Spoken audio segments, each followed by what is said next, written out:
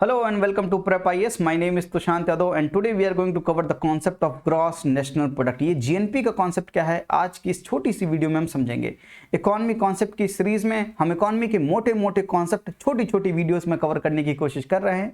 I hope कि आप लोगों को मजा आ रहा होगा। अच्छा लगे तो लाइक जरूर कीजिएगा और आपका जो भी फीडबैक है कमेंट बॉक्स में जरूर लिखिएगा ताकि हम भी अपने आप में इंप्रूवमेंट ला सकें और आपको और बेहतर कंटेंट प्रोवाइड कर सकें। तो इतना सा काम तो आप भी कीजिए, अपना फीडबैक जरूर दीजिए और इकोनॉमी कॉन्सेप्ट की सीरीज को शुरुआत से फॉलो कीजिएगा। प्लेलिस्ट में जाकर छोटी छोटी वीडियोस को शुरुआत से देखिएगा। आपके कॉन्सेप्ट में गहराई आएगी, आपके कॉन्सेप्ट में डेप्थ आएगी, क्लैरिटी आएगी। यूपीएससी की एक ही रिक्वायरमेंट है, उसको आपके अंदर डेप्थ देखनी है, गहराई देखनी है। आपके कॉन्सेप्ट कितने क्लियर हैं, क्रिस्टल क्लियर हैं या नहीं, वो ये चीज देख रहा है और उसको ये बात पता चल जाती है आपके कॉन्सेप्ट में कितनी गहराई है। इससे तो कॉन्सेप्ट में गहराई लाइए, समझने की कोशिश कीजिए और अंडरस्टैंडिंग बहुत मजबूत कीजिए। आइए विदाउट फर्दर डिले हम शुरुआत करते हैं ग्रॉस नेशनल प्रोडक्ट से। आपने जीडीपी का कॉन्सेप्ट देख लिया, अब हम जीएनपी का कॉन्सेप्ट भी समझ लेते हैं। अच्छा, जीएनपी में तीन चीजें हैं, ग्रॉस, नेशनल एंड प्रोडक्ट। और हमने ये बात जीडीपी में भी देखी थी कि ग्रॉस का मतलब होता है एग्रीगेट। एग्रीगेट का मतलब है कुल मिलाकर कितनी चीज हो रही है। यानी इंडिया में अगर देखें तो राइस का कितना कुल मिलाकर प्रोडक्शन हो रहा है, तो इंडिया में टोटल राइस का कितना प्रोडक्शन हो रहा है, यानी एग्रीगेट प्रोडक्शन कितना है राइस का। एग्रीगेट का मतलब क्या हुआ, कुल मिलाकर कितना कुछ हो रहा है, उसी को हम बोलते हैं ग्रॉस। ग्रॉस मतलब कुल मिलाकर आप कितनी चीज कर रहे हो। अच्छा, प्रोडक्ट का मतलब क्या है, प्रोडक्ट क्या हो सकता है, या तो गुड्स हो सकते हैं या तो सर्विसेज हो सकते हैं। या तो फार्मर्स आपके लिए पोटैटो का प्रोडक्शन कर रहा है, आलू क्या हुआ, आलू गुड्स हो गया। अगर नाई आपके बाल काट रहा है that means he is giving you service, तो या तो गुड्स का प्रोडक्शन होगा या तो सर्विसेज का प्रोडक्शन होगा, दैट इज फॉर श्योर। आप ये बात जानते हैं, ठीक है भाई। यहां पर नेशनल है। अच्छा, जीडीपी जब हमने देखा था तो ग्रॉस डोमेस्टिक प्रोडक्ट था, तो ग्रॉस और प्रोडक्ट तो सेम था लेकिन यहां पर डोमेस्टिक था। और डोमेस्टिक से हमने क्या देखा था कि हमने ये बात की थी कि जीडीपी क्या था कि भारत, अगर भारत की जीडीपी के बारे में देखें तो भारत की डोमेस्टिक टेरिटरी के भीतर जितना भी गुड्स एंड सर्विसेज का प्रोडक्शन हो रहा है, भले वो फॉरेनर्स करे, इंडियंस करे, हमें उससे कोई मतलब नहीं है, हमें उससे कोई मतलब नहीं था। जीडीपी में जो एक मेन की वर्ड है वो क्या है, डोमेस्टिक टेरिटरी। डोमेस्टिक टेरिटरी के भीतर कुछ भी हो रहा हो, बस हमें देखना है कि total final goods and services का कितना प्रोडक्शन हुआ, उनकी टोटल वैल्यू कितनी है।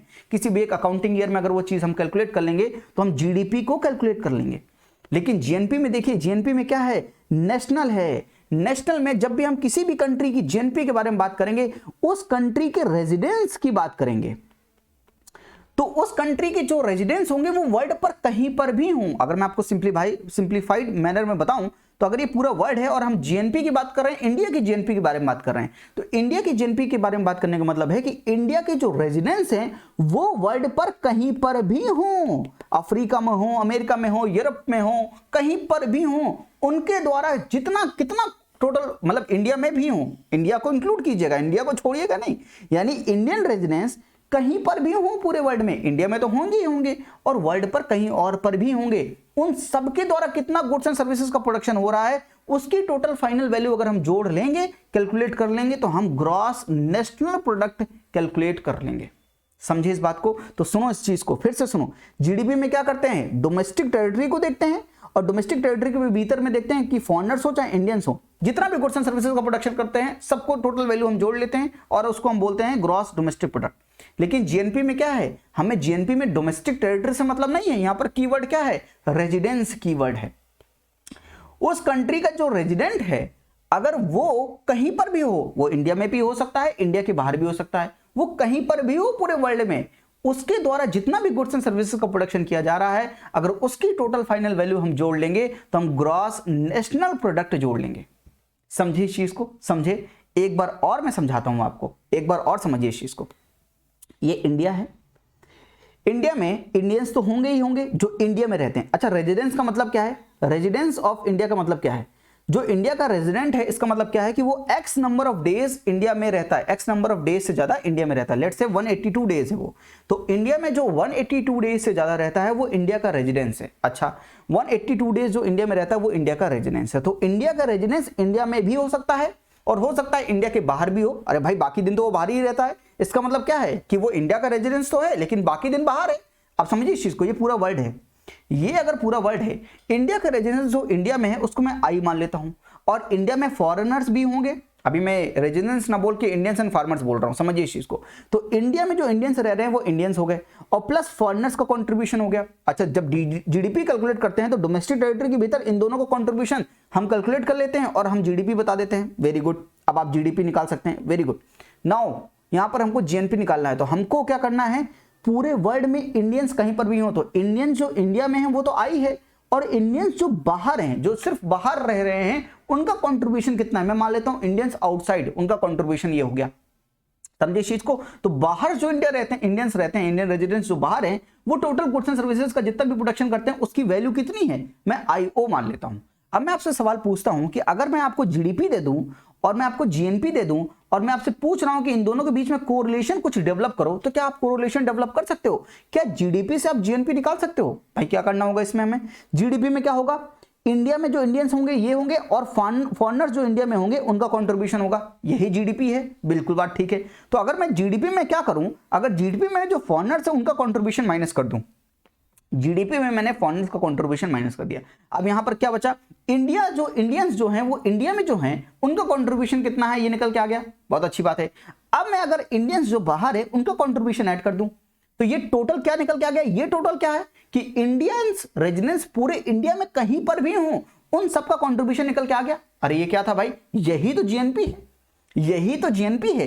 तो जीडीपी में अगर आप फॉरेनर्स जो इंडिया में उनको माइनस कर दें और जो इंडियंस आउटसाइड का कंट्रीब्यूशन उसको अगर आप प्लस कर दें, तो आपको क्या निकल के आ जाएगा, ग्रॉस नेशनल प्रोडक्ट। क्योंकि ग्रॉस नेशनल प्रोडक्ट है क्या, ग्रॉस नेशनल प्रोडक्ट क्या है, the total value of final goods and services produced by residents of a nation in a given accounting year is called GNP, gross national product. तो GDP और GNP में फर्क क्या है, कीवर्ड क्या है, जीडीपी में डोमेस्टिक टेरिटरी को याद रखते हैं और जीएनपी में रेजिडेंट को याद रखते हैं।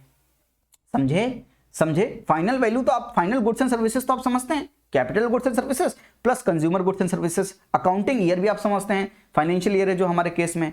यहां पर चेंज किसमें था, सिर्फ रेजिडेंट ऑफ अ नेशन। तो जीएनपी में हमेशा इंडियन रेजिडेंट्स की बात करेंगे। अगर इंडिया की जीएनपी के बारे में बात करें तो इंडियन रेजिडेंट्स की बात करेंगे, या किसी और कंट्री की जीएनपी के बारे में बात करेंगे तो उस कंट्री के रेजिडेंट्स के बारे में बात करेंगे। समझिए इस चीज को। तो जीएनपी में क्या होगा, मेन कीवर्ड क्या है, इस कीवर्ड को याद रखेंगे तो आपको जीएनपी कभी जिंदगी में नहीं भूलेगा, रेजिडेंस ऑफ अ नेशन। और हमने कोरिलेशन भी डेवलप कर दिया कि जीडीपी में अगर फॉरेनर्स को माइनस कर दें और इंडियंस जो आउटसाइड है उनका कंट्रीब्यूशन ऐड कर दें तो हम जीएनपी पर भी पहुंच सकते हैं। ये दोनों के बीच में आपने कंपैरेटिव वे में आपने दोनों के बीच में कोरिलेशन भी डेवलप कर दिया। अच्छा, लोग इसी को फॉर्मूले के बेसिस में क्या बोलते हैं, इसको क्या बोल देते हैं वो लोग, आईओ जो माइनस एफ है, मैंने इसको ऐसे लिख लिया, इसी को वो लोग बोल देते हैं net factor income from abroad, net factor income from abroad. और इसी को फॉर्मूला डिजाइन करके बोलते हैं GDP plus net factor income from abroad is equal to GNP. ये बोलते हैं वो, GDP plus net factor income from abroad is equal to GNP. और नेट फैक्टर इनकम अब्रॉड क्या है भाई, आईओ माइनस एफ ही तो है। अब इसी को मैं क्या बोल सकता हूं, इसी को मैं क्या बोल सकता हूं, आईओ क्या है कि अब्रॉड से इंडिया कितना पैसा ला रहे हो, income from abroad to India minus income from India to abroad, India से कितना पैसा बाहर जा रहा है। समझे। तो आपको अगर net factor income from abroad में बोलूं तो क्या बोल सकता हूं, this is nothing but income from abroad to India, that means क्या, आईओ। और this is what, income from India to abroad, what is this, F, इनका कंट्रीब्यूशन जो है, this is net factor income from abroad. तो GDP अगर GNP के बीच में कोरिलेशन आप देखें तो जीएनपी क्या है, GDP plus net factor income from abroad. I hope कि आप दोनों को कंपैरेटिव वे में भी आप समझ गए। तो जीएनपी समझाने का मेरा मोटिव तो था, मैं उतना बता के आपको समझा के छोड़ सकता था कि the total value of final goods and services that is produced by the residents of that nation in an accounting year is known as GNP. उतना कह के छोड़ना ठीक नहीं था। दोनों के बीच में कंपैरिजन डेवलप करना बहुत जरूरी है, क्योंकि आपके अंदर वो डेप्थ आनी बहुत जरूरी है। अच्छा, अगर आप जीडीपी और जीएनपी दोनों चीज समझ गए तो मेरा एक सवाल है आपसे जाते जाते कि इंडिया के केस में, इन केस ऑफ इंडिया, आपको एक सवाल बताना है। पहला ऑप्शन ये है कि GDP will be greater than GNP, GDP will be less than GNP, GDP will be equal to GNP in case of India, and D is none of these. ये चार ऑप्शन है आपके पास। कमेंट बॉक्स में जरूर उत्तर बताइएगा कि GDP और GNP इनमें से कौन सा बड़ा होगा इंडिया के केस में। हम भारत के केस में बात कर रहे हैं, इंडिया के केस में कौन सा बड़ा होगा। आई होप कि आपको जीएनपी का कॉन्सेप्ट पूरी अच्छी तरह से समझ में आया होगा। That's my motive for today. Thank you, नमस्ते, जय हिंद।